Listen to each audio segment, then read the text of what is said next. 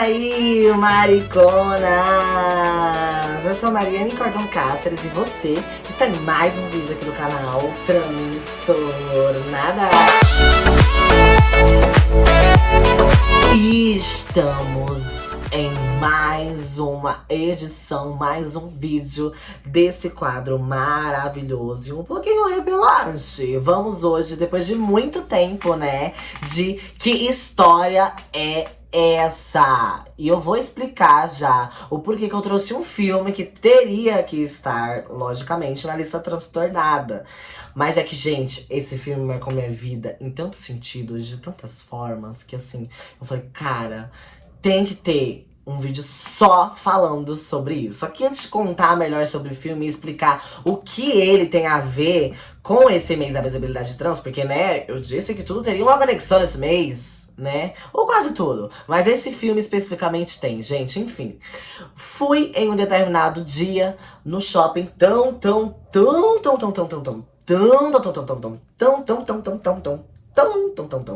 distante aqui da minha cidade. Quem conhece, né, o Bosque dos Ipês, que é um shopping assim muito longe. Por que que eu fui lá, gente? O boy X uma vez me chamou pra um date, né? Falou, olha, queria muito sair com você não quer sair comigo? Tô aqui com 2 ingressos do filme tal, lá no cinema tal. É o CI, né? Acho que é o cinema do Bosque. Eu falei assim, ai, gente, por que não? Né? Tamo aqui, cinema é algo tão legal, né? Cultura. O filme parece interessante, eu adoro filme de terror. Ele é um filme de terror.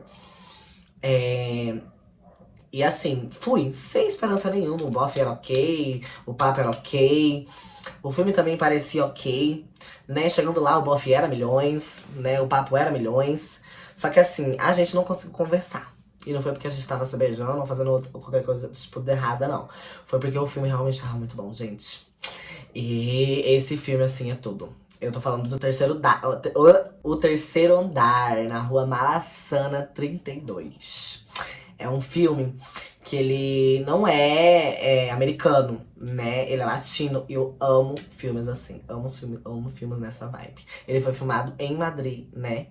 E é um filme de terror, como eu disse pra vocês, que tem tudo o que você imagina de clichê. E eu ouvi muitas críticas negativas por conta desses clichês, apesar de eu ter amado, né? O filme realmente tem essa pegada de vários sustos, de várias coisas que a gente já imagina que vai acontecer e que sempre acontece num bom e velho filme de terror. Mas esse é um pouquinho diferente. A história que ele traz é bem, assim, básica, né, no início. Mas quando você entende, é surreal, assim. É a história de uma família, né, do Manolo, da Candela, que tem os seus 3 filhinhos. Que é o Pepe, o Rafa e a Amparo, e, né, e também vão com o seu avô, que é uma figura, assim, bem importante nesse filme. Eles mudam pra essa casa, né, que foi, assim, não foi abandonada, mas é que o antigo proprietário morreu, né, a família não foi lá buscar as coisas e ficou por isso mesmo, entende? As coisas ficaram lá, então a família chegou, todos os móveis da antiga moradora estavam lá presentes. E assim, gente, como um bom filme de terror, eles fizeram o quê? Eles só mudaram. Só se instalaram na casa e, né, tentaram a felicidade. Logicamente que é por conta desse rolê da oportunidade, de querer uma nova chance, e de também buscar uma qualidade de vida melhor pra família, né? Logicamente que as crianças não entenderam muito bem isso. A Amparo resiste bastante a esse rolê, né? Mas é isso, o filme vai contando a história, a adaptação da família, a mãe consegue um emprego numa loja, o pai também tá trabalhando, tá lutando, tá difícil, mas tá acontecendo, as crianças ajudando, né? Mas daí começam as coisas macabras a acontecer durante esse filme, né? De repente, uma menina, né, que começa a aparecer, uma figura, assim, uma aparição, né? Uma assombração em formato de uma adolescente, assim. Começa a entrar em contato com o Pepe, começa a mandar recados, flertando com ele. Ele realmente é um menino muito bonito, muito interessante. Então ele começa a ter essa troca entre os dois, assim, mesmo ele sem saber quem era ela. Até a gente não sabia que era ela, porque nesse filme, a vibe que eu achei legal é que são vários personagens, assim, que assombram aquela casa, que fazem parte da história. Quando casa tudo isso, é assim, surreal de incrível, tá? Tem também uma televisão, né, que se comunica frequentemente com o Rafa, que é o menorzinho deles. Que é esse lance das brincadeiras, tem as bolitas, né? Tem a brincadeira do que, o que você vê, sabe? Tipo, eu vejo que é essa entidade conversando com a criança. Olha que coisa gostosa, que delícia. A Amparo também vê essa entidade, que é uma mulher, nitidamente. Só que daí ela vê já de outra forma, uma forma mais velha, um típico de uma entidade mesmo, que é aquela bem alta, monstruosa, corcunda, com os cabelos sobre os olhos. E o filme vai retratando esses momentos. Chega um momento em que as coisas começam a ficar. O filme começa a trazer mais dicas, começa a rolar uns telefonemas, na cadeira onde supostamente essa mulher morreu, né? Ela morreu sozinha, sem ninguém sabe de nenhum grau de parentesco dela, de nenhum parente próximo. E daí o filme vai partindo daí, dessa assombração perturbando essa família e deixando ela assim, fora de si. Tem o sequestro que acontece do Rafa, em que no final ele só foi preso dentro da casa, nos cômodos, assim, dentro de um relógio que tem na casa, que é na casa da frente, acho que basicamente, né? Ou não? Gente, agora vocês me pegaram. Faz muito tempo que eu assisti esse filme. Inclusive, esse filme tá disponível na Globoplay ou também no Prime Video. É um filme que vale super a pena assistir, vocês já vão entender por quê, tá? Logicamente, eu vou dar um spoilerzão, mas assim, mesmo assim, ainda vale muito a pena vocês assistirem, porque é um filme maravilhoso. Apesar de ter tudo isso que eu falei pra vocês, dos clichês, e de ter tido muita crítica negativa em cima do filme. Mas a pegada que ele traz é muito interessante.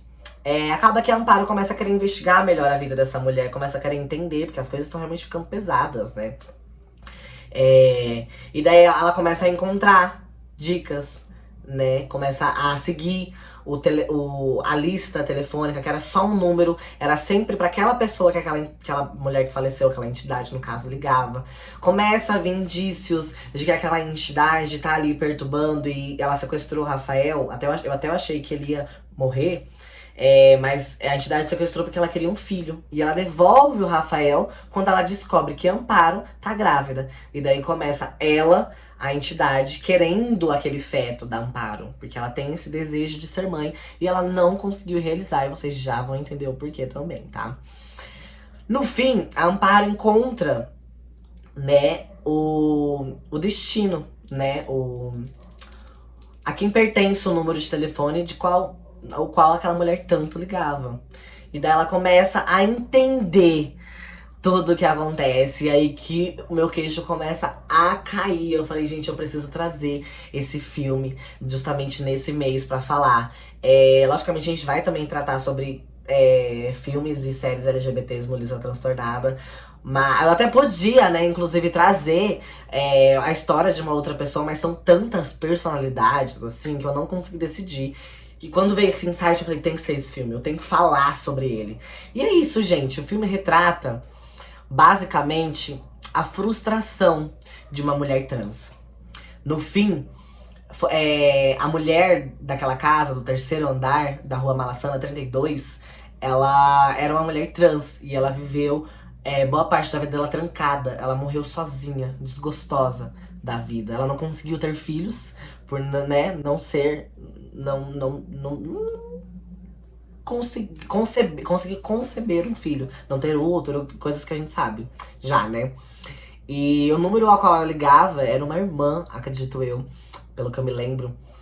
E tudo que ela queria era estar próxima, né? Era ser respeitada, era ser tratada como ser humano de verdade. E aquela irmã nunca atendeu, porque aquela irmã nunca aceitou. Aquela irmã nunca buscou procurar, nunca buscou amar, nunca buscou dar afeto. E sempre a rejeitou. E o filme é basicamente sobre isso, sabe? Logicamente que eu aqui contando parece muito bobo. Mas quando você assiste, quando você começa... Porque tem esse rolê, você vai assistindo o filme, você vai criando mil hipóteses na sua cabeça, sabe? Tem também no filme uma menina que é deficiente, em que ela tem essa mediunidade, ela consegue se comunicar. E o final do filme é basicamente essa senhora, que é mãe dessa menina, que tem essa mediunidade, se conectando com essa entidade que começa a se tornar poderosíssima. Porque no fim do filme, tudo que ela quer é o feto da Amparo. Ela não quer mais nada além de ter um filho. Ela quer roubar aquilo pra ela finalmente ter paz. E é muito doido. Eu até vi uma crítica sobre isso, essa relação de usar minorias. E como isso é estereotipado e como isso pode soar preconceituoso, né? Usar um velho e uma deficiente como possíveis personagens mais fáceis de serem possuídos pelaquela entidade. Mas eu já vi de outro ponto. Eu já entendi, enquanto mulher trans, que são minorias acessando outras minorias. É claro que a gente não conseguiria ter uma entidade se apossando da Amparo, porque ela é uma mulher cisgênera padrão, entende? Quando é um idoso que já tá ali debilitado, respirando por aparelho, já tem uma conexão maior com aquela outra minoria que é a população trans. E o filme traz exatamente isso. A falta de afeto para com as pessoas trans, a falta de respeito, a falta de humanização. E como é triste a vida de várias outras pessoas trans. Tudo que ela queria, ela era ser feliz. Era ser amada e amar, né? O rolê dela flertando com o Pepe, é toda aquela infância que ela teve, onde ela não foi correspondida por ela não corresponder aos padrões da sociedade. Ela era um menino e as pessoas a tratavam como um menino, sabe?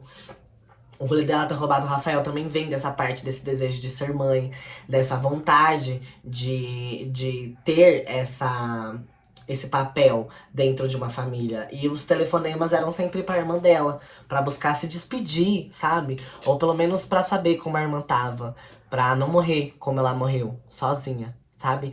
E é muito louco como o filme entrega isso de uma forma muito boa. É claro que é um pouco bagunçado no final, a gente fica meio sem entender, eles entregam um final assim, os 20 minutos é onde tudo acontece, né? Antes disso eles ficam só enrolando, assim.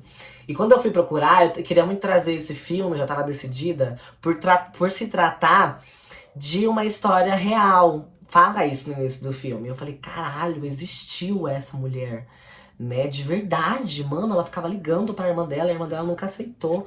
E era muito doido que quando a Amparo chegou na casa da irmã dela, eram várias fotos, assim, de menino, sabe? Eu acho que era de menino. E a Amparo começou a reconhecer e começou a catar uma coisa ou outra, sabe? Enfim, desse rolê do filme, no fim eu descobri que o filme não é exatamente baseado em fatos reais. São uma série de eventos que aconteceram nessa tal Rua Malassana, nesse tal bairro de Madrid. Mas que se você for parar pra procurar, não tem uma Rua Malassana 32, né? E é tudo um compilado desse diretor, mas que no fim, gente, eu acho que entregou tanto. Foi tão bom, tão gostoso de assistir isso. E, cara, de verdade, esse filme, assim, mudou a minha perspectiva em relação ao mundo trans. Eu queria muito trazer essa parte esse quadro do Que História é Essa, voltar com isso, sabe? E também dizer que agora eu quero trazer o Que História é Essa, várias personalidades trans, para muito além de só o mês da visibilidade trans. Por isso que eu não trouxe especificamente nesse. Eu trouxe uma história que eu achei que era real e que na hora de pesquisar, de ir atrás, eu vi que não era. Mas que mesmo assim eu decidi trazer, porque é um filme muito interessante, que vale muito a pena você assistir. E ver com os seus próprios olhos o quão é triste e solitária a vida de uma pessoa trans. Só pra alertar vocês mais uma vez que se você tem alguma pessoa trans na sua família ou próximo de você, tenta entender a dor dela, tenta entender pelo que ela passa e tenta principalmente gerar e dar afeto, né? Acho que isso é o principal. E eu me apaixonei muito por esse filme, inclusive muito obrigada, Matheus, por ter me apresentado esse filme. Nunca vou esquecer de você exatamente por esse ponto. Esse filme foi tudo. Abriu minha mente pra várias outras coisinhas. E eu só consigo pensar nesse plot twist de milhões que foi, do nada, a entidade ser uma travesti, querida. Vocês têm noção disso? Ai, a personagem principal do filme, uma mulher trans. Ai, eu me apaixonei de verdade, gente. E eu espero muito que vocês tenham gostado desse breve resumo, dessa breve crítica e dessa breve análise sobre esse filme, agora feito por uma mulher trans, coisa que eu não achei na internet, viu? Inclusive, travas, assistam esse filme, é sobre a gente também, tá, queridas? Pelo amor de Deus. Espero que vocês tenham gostado do vídeo. Se inscreva no canal se você ainda não é inscrito, por favor. Estamos quase chegando lá. Muito obrigada por terem assistido até aqui. Fico por aqui. Um beijo e tchau, tchau!